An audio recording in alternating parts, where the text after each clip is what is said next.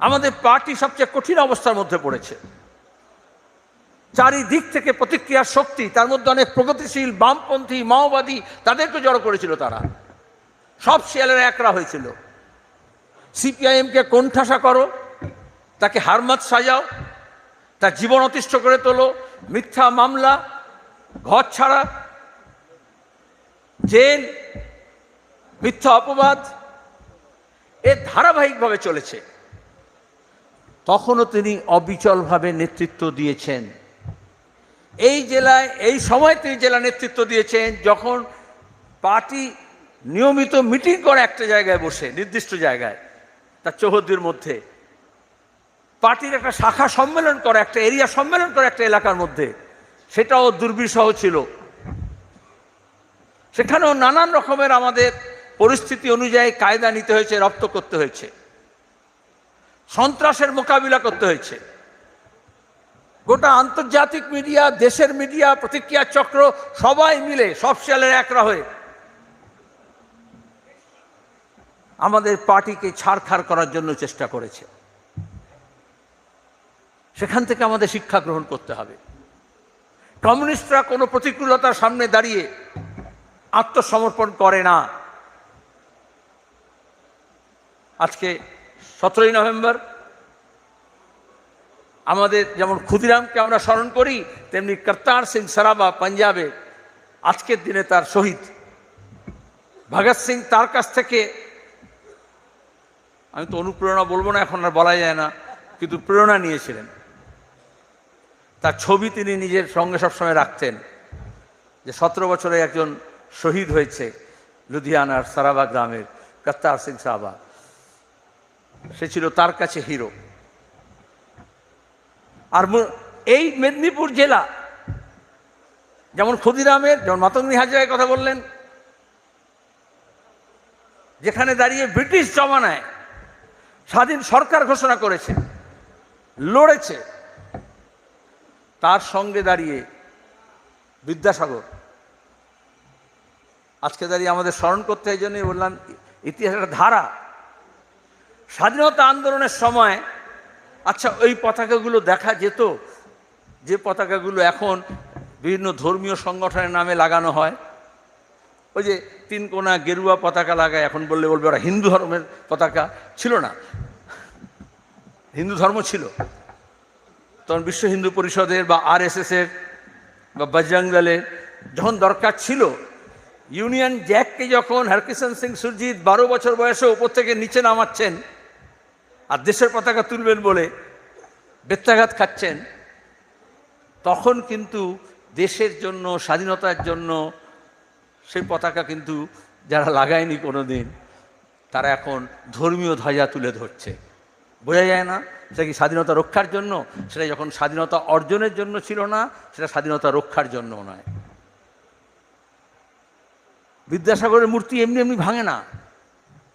তাহলে তিনি যে শিক্ষার কথা বলেছেন, সে শিক্ষাকে যখন সর্বনাশে নীতি দিয়ে গোটা দেশে শেষ করে দেওয়া হচ্ছে, সব প্রতিষ্ঠানকে, সরকারি পৃষ্ঠপোষকতায় শিক্ষার কোনো ব্যবস্থা থাকবে না। দেশি বিদেশি কোম্পানি দোকান খুলবে, সেখানে শিক্ষা বিক্রি হবে না, ডিগ্রি বিক্রি হবে। যাদের সামর্থ্য আছে, যারা দেশ বিদেশে গিয়ে শিক্ষা আগে অর্জন করেছে, এখনও করতে পারে আরও বেশি করে, তার জন্য বিভিন্ন কোম্পানির এজেন্সি রিক্রুট করবে স্টুডেন্টদেরকে। কিন্তু আমার আপনার ঘরের ছেলে মেয়েরা স্বাক্ষর হোক, শিক্ষিত হোক, প্রশিক্ষিত হোক, তার ব্যবস্থা তুলে দেওয়া হবে।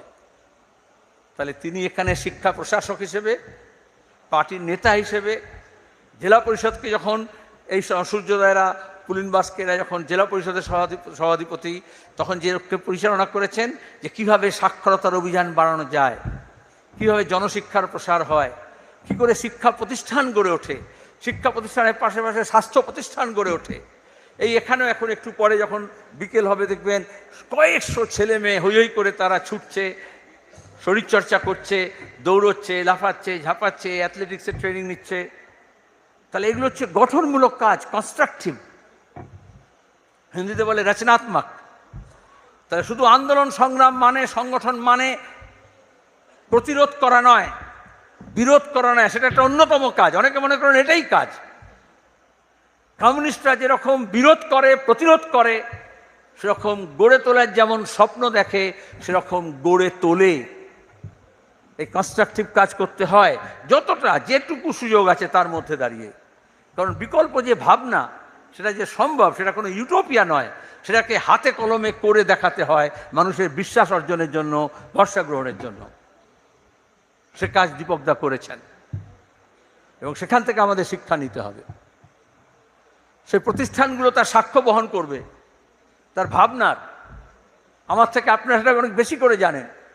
সূর্যদা বলেছেন, বিমানদা বলেছেন, দুজনের অনেক বেশি অভিজ্ঞতা। গোটা রাজনৈতিক জীবনটা দীপকদার, সেখানে বিমানদা একেবারে পুরো বইয়ের মতো পুরোটা মলাট শুদ্ধ বলতে পারেন। সেটা আমি ধৃষ্টতা দেখাবো না। আর আপনারা যারা তার হাত সঙ্গে কাজ করেছেন, তার হাতে তৈরি হয়েছেন, তার কাজকর্ম, তার কর্মদক্ষতা দেখেছেন, তার পরিবারের লোকজন, তাদেরকে তো আমি নতুন করে কিছু বলবো না।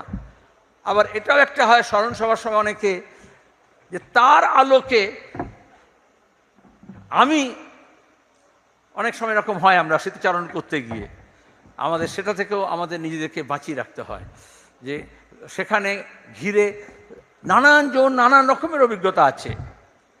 সে স্মৃতিগুলো স্মৃতিসুধা ধরা থাক, কিন্তু এই যে স্মরণের সঙ্গে সঙ্গে আপনারা বললেন শপথ, তাহলে আমরা শুধু ইতিহাসের চর্চা করি না, ইতিহাসের থেকে শিক্ষা নিই। কারণ বর্তমানের যে চ্যালেঞ্জ আছে তার মোকাবিলা কিভাবে করব। একই পরিস্থিতি নয়, যেটা বললাম, পরিস্থিতি পাল্টেছে। শোনো, একই জিনিসের কার্বন কপি, জেরক্স কপি হবে না, কিন্তু আজকের দিনের পরিস্থিতি অনুযায়ী মোকাবিলা করতে হলে, যে চ্যালেঞ্জগুলোকে যদি আমাদের মোকাবিলা করতে হয়, তাহলে এই প্রজন্মের জন্য ভবিষ্যতের যে বাংলা, ভবিষ্যতের যে দেশ, ভবিষ্যতের যে পৃথিবী, সেটা কিভাবে আমরা রেখে যাব, সেখানে আমাদের ভূমিকা কি হবে। আজকে সমাজ উদারীকরণের পরে, লিবারালাইজেশন, প্রাইভেটাইজেশন, গ্লোবালাইজেশনের পরে, সমাজতান্ত্রিক শিবিরের বিপর্যয়ের পরে গোটা বিশ্বে মানুষকে আত্মকেন্দ্রিক করে তুলেছে। তখন আমাদের প্রাথমিক কাজ হয় সেই আত্মকেন্দ্রিকতা থেকে বার করে নিয়ে, সেই ক্ষোভ থেকে বার করে নিয়ে তাকে সমাজকেন্দ্রিকতায় স্থাপন করা। এটা আমাদের একটা সামাজিক দায়বদ্ধতা।